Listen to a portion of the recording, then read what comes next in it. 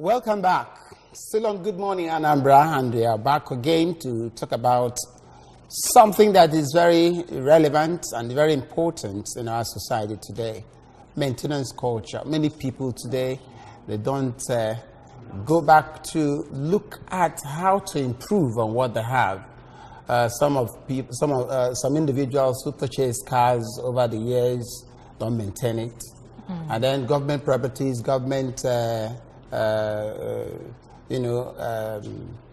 infrastructure, people, attend to them with less of their attitude, saying, after all, our government. Yeah, I was actually thinking you're going to make more reference to government properties, because I know if you buy a car and you don't maintain it, it packs up, and then you buy another one. Do you have that kind of money? But if you don't maintain it, will you pack it like that? And that's what I'm saying. So if you pack it, who is that's exactly what I'm asking. So, but I think it's more, the attitude is more on government property, where people say that it's nobody's property, so you can just throw it away. However, I want to say welcome, as we're going to talk about promoting maintenance culture in Nigeria. How do we go about it? And that is what we want to talk about now. And we've been joined by a legal practitioner, Barrister Uche Egwu. Barrister, I want to say welcome. I'm glad to be here. I'm a little bit confused. You say barrister, you say esquire. What you can call me is, I'm not a fan of titles. Just Uche Egwu. Uche is fine with me. Uche if you like, you put Esquire. Mr. or Mazi. No, you can't put Mr. and Esquire. Uche Egwu, then Esquire if you want. Okay. Well, we are promoting we are not even supposed to be answering barristers anyway. Okay. So you are Mazi Uche Egwu. Are you comfortable with that? I'm fine with it. Okay, welcome. Okay. Lackadaisical attitude of Nigerians on maintenance culture has negatively affected most of the infrastructure, both government, individual, and of course, so many areas. Let's look at it holistically, first of all, before we departmentalize it. Why is it so? Okay, I will divide this discussion into two, the private sector and the public sector. I start with the government. We are a nation in love with telling lies. The lies we tell ourselves, even cell phone, the emergence of cell phone technology, somebody might be here, he'll tell you it's in Sokoto or someplace like that. If you come to our constitution, the constitution itself is a lie. We say we the people. We the people did not draft the constitution. The constitution was drafted by a military dictator with a committee. That's a lie, right? The fundamental document they of the could be referring to the people that were there when it was being drafted. We the military junta. So the problem is we like lying. So the issue of maintenance culture, we always hear that we have low maintenance culture. That's another lie. We are not a productive people. We rank very low in productivity index, Africa in general, and Nigeria in particular. In May, the Minister of Labor, Chris Ngige, said that even small African countries are more productive than Nigerians. Productivity is another code word for laziness. We are very lazy people. We wouldn't know that unless we step outside the shores of Nigeria. We are not productive, and that productivity translates into maintenance. Somebody who is lazy doesn't want to work. So if he does the first set of jobs, to do them again becomes a problem for him. That's where maintenance comes in. If you have a culture of hard work, then you maintain everything. Even the ones that are not even spoiled, you're looking to see if there is a possibility of those things going to disrepair in future. So that you start taking ameliorative measures even before those things happen. To make sure it doesn't even get spoiled in the first place. So it's a question of productivity. Like I said when we started, I said we'll discuss it holistically and then we departmentalize it. Now let us look at government infrastructure. People handle government property. The way they handle it is worrisome, and you find out that they think that it doesn't belong to them. Is it what is contributing to not having that culture of maintenance? The problem with government, that one is twofold. One is irresponsibility. We don't regard government work as work worth doing. A job that doesn't belong to anybody. They used to say in Igbo, all on nage kobo. You know, as if the work so we don't take government work seriously enough. But at the end of the day, it's the government and through governance that all aspects of our lives are regulated and regimented and formatted. So we are shooting ourselves in the foot by dealing with government work as if they don't matter. They do, invariably. If government work, let's say health department, if the health hospitals are not good, people get to die and their sicknesses worsen. So if you don't take the government work, say in the health department, seriously, people are going to suffer. The same with other departments of government. Okay, do we really just get back to this and find out what is maintenance culture? What does it mean to maintain or to have a culture of maintaining maybe lives and properties, because we need to be maintained too. Let me go to the private sector. I mentioned the government sector, like you mentioned before we went on air. The thing with that is that because of that laziness and lack of development, we don't do things the right way. Most houses in Nigeria are painted once. Once they're painted, that's it. They don't paint them again. Even if the paints are peeling, if you go to Onitsha, they used to be with all those 4-story buildings, 3-story buildings. They used to be fantastic sites. They go to them now. They are besmirched, they are discolored, they are in bad shape. And nobody wants it. How many of us even think of repainting something? It goes like that. It's only a governor that will ask us to repaint everywhere, keep it clean. Okay, cleanliness is another issue. So you come to cars. How many people repaint their car? I just repainted my car about 2 months ago. Sometimes it's a question of finance. But even those that have the money do not consider it worthwhile to repaint. You come to cars. Nigerians don't check out their cars until they break down. That point, let me finish on that. I had a situation. I went to a mechanic about 3 months ago, and I was telling them, I need tune-up. Tune-up, he couldn't even understand. I had to break it down for him. I had to explain to him the meaning of tune-up. Every year, as you know, when I was living in the US, everybody will once a year change the plugs, the wires leading to the plugs in their car. That way the car will be almost like new. If you touch it, boom, it goes. Who does that here? Then the mechanic told me, no wonder. We get all these wires from abroad and they're always in good shape. You have to change these things before they become a problem. Our own, once we keep driving the cars, we don't maintain the cars until they start smoking or they break down along the way. That's that one. Now, let's look at this. Most of our roads causes crashes from time to time. And then some people will attribute it to the driver, while some attribute it to the road. Is it as a result of poor maintenance culture on the side of the government that causes that? The accident or the road? Okay.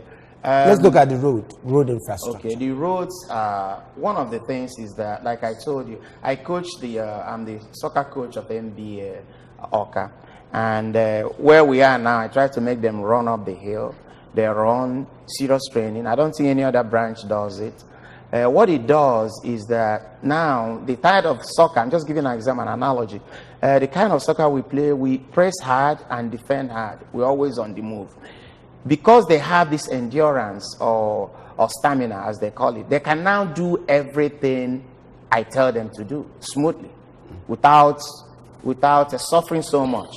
When it comes to the issue of productivity, once people are lazy, everything becomes a difficulty. I had a friend who started working for a company, agricultural company, owned by somebody from Anambra, but managed by somebody from India.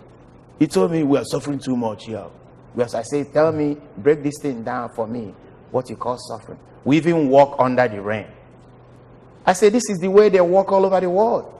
You think they start raining or snow, everybody runs inside the house? You walk. It's called walk. Walk is not enjoyment. So it comes to the road part. Because of that laxity, and if something happens, why even bother? I can rest in my house and then not walk. The potholes there are supposed to be filled. Yes, I was going to ask Uche, I know that growing up I saw so many companies that were very functional, okay, like the textile industry, tobacco company, Nitel, Nipost, all those ones. I don't know what happened to us, because the government will always tell you, go and imbibe maintenance culture. But some of these are government agencies and the companies' properties, but they were not maintained. And I also saw them fizzle away. What is the problem? Okay, the problem with that is that you have, for decades, you have governments that don't practice what they preach. If you say maintenance culture is bad, you go and put incompetent relatives and girlfriends in positions of power who don't have the skills to run government agencies, institutions. And those people, just like the people in power, are too relaxed, are too lax. How can they maintain stuff? First of all, they don't have the skills. Then you don't push them. We used to have, any country that wants to make progress must have a great level of strict supervision. We don't have supervisors now. We just have them in name only. Okay, I used to know that in the past, supervisors or the police department would go around the few checkpoints they had them to check what they were doing. The same with departments. The same with restaurants. Different now. Anybody does what anybody wants to do. So that's the problem. We come to the issue of. I went to National Stadium about 4 or 5 years ago. National Stadium in Abuja. World-class facility, edifice they put there. The swimming pool. When you near the swimming pool, you have frogs in them. You have weeds growing in and around the swimming pool. Different parts of the stadium completely left in dilapidation. Nobody cared about it. Nobody, and they are letting these things go down the drain. Look at the National Stadium, Surulere. And every year they are reflected in the budget. Okay, some individuals said the causes of poor maintenance culture could be attributed to corruption, attitudinal problem, unfavorable government policies, and diversion of funds meant for project implementation. Are you saying to that? This is a list of factors where there are people that are intransigent by nature. So it is up to the government, the hard states, to use strong power to put them in line. If somebody is not doing his job, he has to be either fired, or where he commits a crime, he has to be punished. So it's not an excuse. If somebody is corrupt, misappropriates funds, he ought to be in jail. If somebody is not doing... over time, we've not seen anybody that's in jail for such thing. And that is why the... Well, if you don't have... Because if we take road infrastructure, for instance, most of our highways are, in serious disrepair. And it causes accidents here and there. And talking of corruption, some people say that it's because of that corruptive tendencies that they see roads that are just getting bad, and nobody will want to do anything waiting for it to get so spoiled, so that they will start putting tenders for reconstruction and then making bigger money. Okay, I know that it's not applicable in some states, especially Anambra. Okay, what happens is... look at what is on the screen there. That is a building. It's supposed to be a school building. Hopes to, but you see, the thing is dilapidating, and then there is no maintenance culture there. There cannot be maintenance culture when there's no hard work culture. It cannot happen. If a hard-working nation, or we are people with hard-working citizens, then maintenance culture just goes with the flow. If people are generally relaxed, they don't care. But go to so many institutions. Go to dry clean place, restaurants, banks, they have TVs there, so that the staff and the customers will be watching TV. Throughout the days I was in the US, there was no bank I saw any TV in. If you put a TV in any bank in the US, they'll be angry with you. So you want to delay us so much that we'll be watching TV? What is the idea? So we have a situation where we have to be more productive, and we punish people for lack of productivity by firing them or demoting them or reducing their salaries, then the maintenance culture will come naturally. It cannot come in isolation. Like you said, when you solve a big problem, the lesser included problems will be solved. Look at the stadium there over time. Look at weeds growing out there. The amount of money used in building this must be much. But over time, look at that. I'm looking at this probably National Stadium, Abuja. I've been there, I think, once. And ever since, do you know, at a point they were grazing cattle in the National Stadium. It was so bad. Cattle were eating from the grass. The grass got up to 5 feet. In most cases, they had to bring. So what do you think bigger. is the problem? The problem, you mentioned the issue of pothole. Anambra State government, I was surprised. It's an unusual government in a good way. An uncommon government. So I was going to Ekweme Square and I saw them patching the potholes. I found it very unusual, and I was elated. It was a positive surprise. But the government has to look into the quality of the job being done, because the truth has to be told. It's not only in Ekweme, it's like that's all over the states. Because I remember that sometime last year, that I saw one at Linka Road in Onitsha. I called Emeka Okoye, the man in charge of maintenance of it. And then I was going to work the following day. I didn't see that pothole again. I must be very honest with you. And it's like that in other parts of the state. The thing is, that's fantastic. I came, the potholes were filled. Funny enough, the potholes did not last. A few weeks later, they were gone. So quality of the job should be supervised. There has to be basic supervision. Routine supervision. Okay, in regular life, private life, if you send somebody to go and buy you something, you have to check the thing he bought. Now, just buy, we don't care. In the penalty, we sign the contract and let them do it, whether it's quality job or not. And you have to have maintenance. They used to have PW, the Public Works Department. Their job was to maintain things all around. I was going to ask I wish the government would bring that back. I was going to ask you to help us, tell us what to do. What do we do? Okay, the promotion of maintenance culture. Okay, ndị ọkọpa nọ ebe a nọ na-ege anyị ntị, o nwere mgbe enwe bụ PWD, o nwere ndị lụcha anya onwe ife mebinu feje cheki ya, ọ bụ pothole amaki anya rekọdụ ya, malụ street ọ dị ya, emecha abịa lụọ ya. Ọ bụla ọkụ street light, ọkụ mebi, abịa cheki ya, echekie ya, emecha abịa lụọ ya, rekọdụ ya. Ndị na-alụ ọlụ nọcha a na-akwụfe ụgwọ. Ọ dịkwa gọọmenti easier. Kalia contract, everything about contract. na government now. And was it department like that?